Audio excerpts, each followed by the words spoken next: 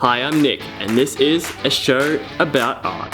This show is all about your art and your creations.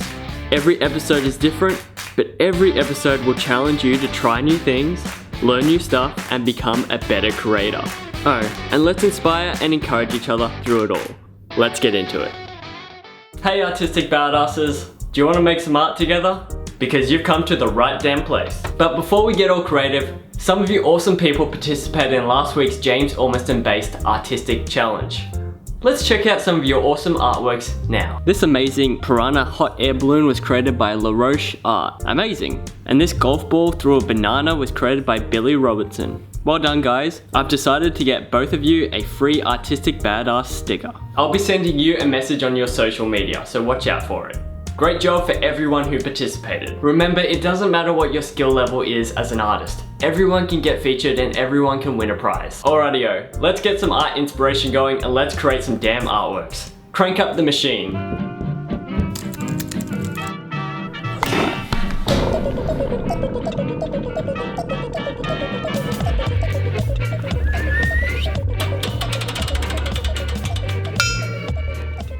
The machine has spoken. It looks like I'll be teaching you how to turn a line work artwork into a digital print for t-shirts and much more. The first thing that we'll have to do is create an artwork to turn into a digital print. I've been wanting to make a heart-shaped artwork using watercolor and ink for a little bit now, so this is the perfect excuse. For reference material, I considered ripping out my own heart and using that as a reference image, but due to unanimous support from my friends and family, I've decided to use Google search instead.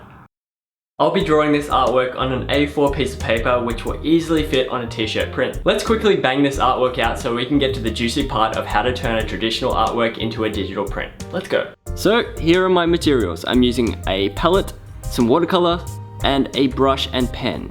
You wouldn't believe it, but you actually need a brush to paint watercolors. I tried using my fingers, but it didn't work very well. I'm pretty happy with the colors I chose here. They're like halfway realistic, halfway like pink, purple, and teal. I'm waiting for the watercolors to dry now before I can do the ink work. This takes a little bit of time and it's easy to get bored and pretty dire in these circumstances. Yeah. And then I'm back to dripping.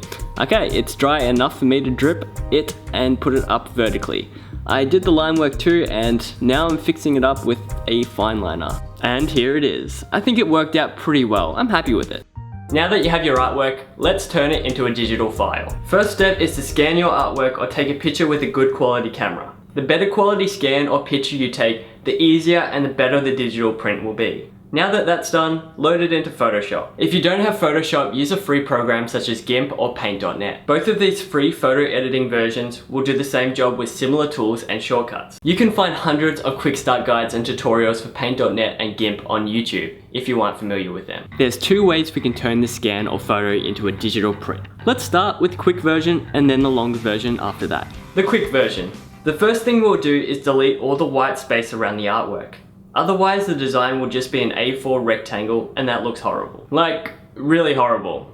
Trust me, I'm an expert in horrible. We'll be using the wand tool to get rid of all the white space. I also don't really want the watercolor drips in this print, so we'll be taking them out as it's much quicker. I'll show you a longer method of keeping them in later. To make the wand tool's job easier, we'll be using a levels adjustment layer. Crank the light level up and then we'll use the wand tool at a tolerance of 33 to select and delete everything outside of the heart shape. Create a new layer behind the heart and paint it black so we can see any remaining stray pixels. Delete all of these with the eraser and wand tool. Now we're going to edit the levels adjustment layer back to a normal level. Play around with the levels adjustment layer until it looks far less faded, and then use a saturation level to make the color pop. The last thing to do is to move the artwork to the center of the canvas. Then save it as a PNG file. Then it's ready for upload on Redbubble.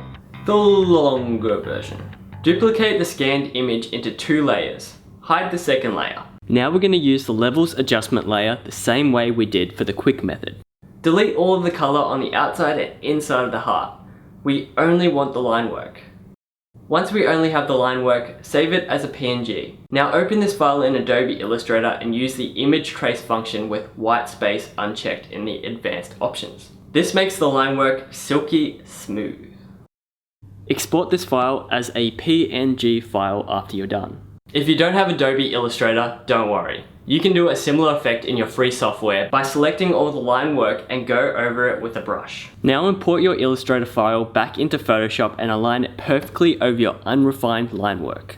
Duplicate the line work image twice and merge the layers together to make it look even sharper. Hide your unrefined layer as we don't need it anymore. Now select your fresh to death line work and click onto your hidden layer and delete it. This will take out most of the unrefined line work in the original artwork. Hide the line work layer and let's get to work deleting all the white space. Use the wand tool with the selection brush to avoid selecting lower opacity parts of the watercolor. You may even have to go through with the eraser tool and delicately trim some of the white spaces from the color. To make this easier, use a black background layer. This process can be really tedious and there's a lot of pixel pushing with the eraser tool and wand tool. Just accept that this sometimes can take a lot of time, but it's worth it because you're going to get the best print at the end of it. Now we'll deal with the bits of line work left on our watercolor. Unhide our line work artwork and click back to our color layer. Use the clone stamp or healing brush tool to get rid of the leftover line work. The only thing left to do on this print is to apply a saturation layer to make the color pop. Save as a PNG file and then upload it to Redbubble and apply it to as many clothing items and products as you can. It will look great on t-shirts, clocks, notebooks, and more. And that's how I turn a traditional artwork into a digital print. Here is how the quick and long methods look together side by side. Let me know which one you prefer in the comment section below. There's so many ways of converting a traditional artwork into a digital print, and it will depend on what art materials you use. So play around with this method and find what works the best for your work. Artist Challenge. Participate in this challenge with the hashtag #AShowAboutArt on Instagram and Redbubble. Participants will be featured on the next episode. Now that I've taught you how to turn a traditional artwork into a digital print, your challenge for this week is to do just that. But if you don't have time, that's alright. Your optional challenge is to create a heart-shaped artwork. You can use any sort of heart shape and any materials you want.